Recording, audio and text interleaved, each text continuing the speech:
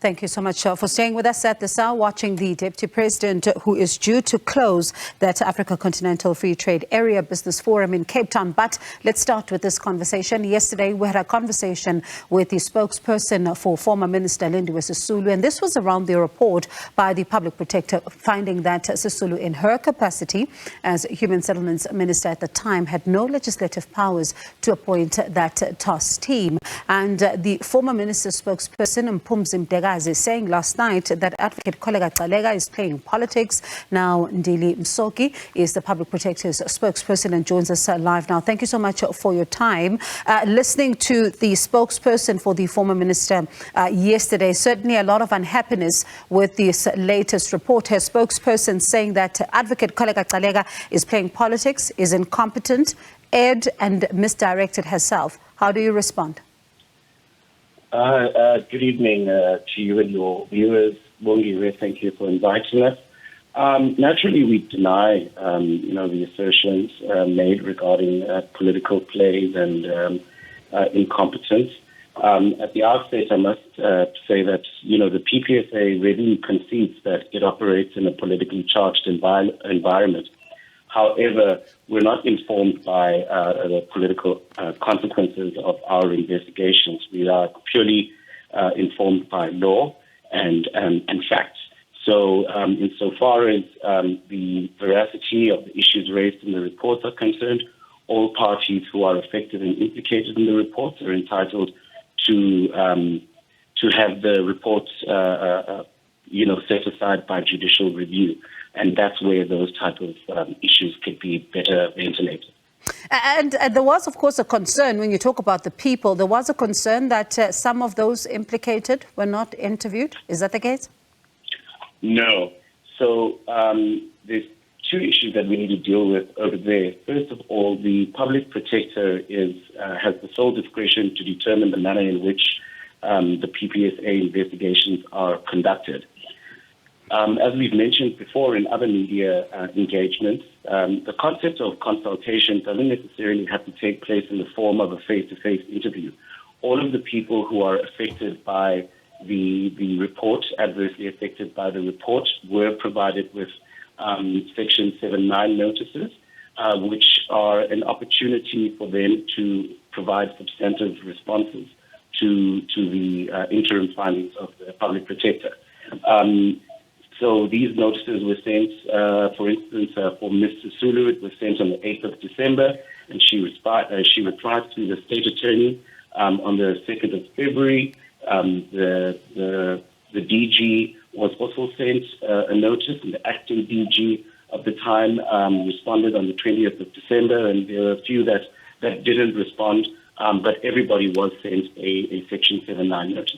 All right. So everyone, as you say, in your view, was given a chance to respond. But there's also another concern, which I'd like you to deal with before we get to the next one, that the public protector in her report, and this is according to the spokesperson, that, you separated the task teams, finding one and not finding against one and not against the other. And they say that one only existed.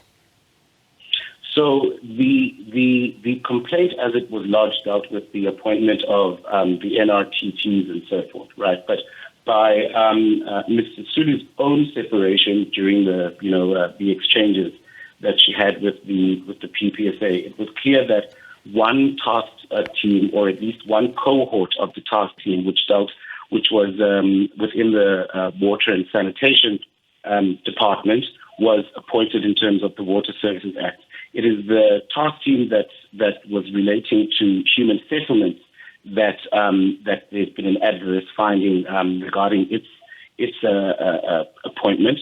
And during the exchanges between the PPSA and the various implicated persons, including Mr. Sulu, the reliance at first on the part of Mr. Sulu dealt with the Public Service Act, which she later reneged on and did not provide an alternative piece of legislation that she would have relied on, which I must also say contradicts the statements that were made in yesterday's interview that you referred to, because over there the representative of Mr. Sulu argues that the appointments were done in terms of the Water Services Act, whereas actually in the papers, the reliance was on the Public Service Act, and then that was later withdrawn. So, listening to you then, are you confident that should this report go to the courts, it will be able to stand that scrutiny?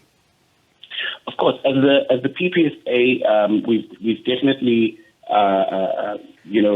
improved our quality assurance processes where we can. We've really put a focus on procedure and those type of technicalities owing to some adverse judgments in the past. So, of course, anything can happen, in a court environment. We don't know all of the arguments that are going to be made there, but we're confident that we've followed the empowering legislation for our investigations, and that our report can withstand legal scrutiny.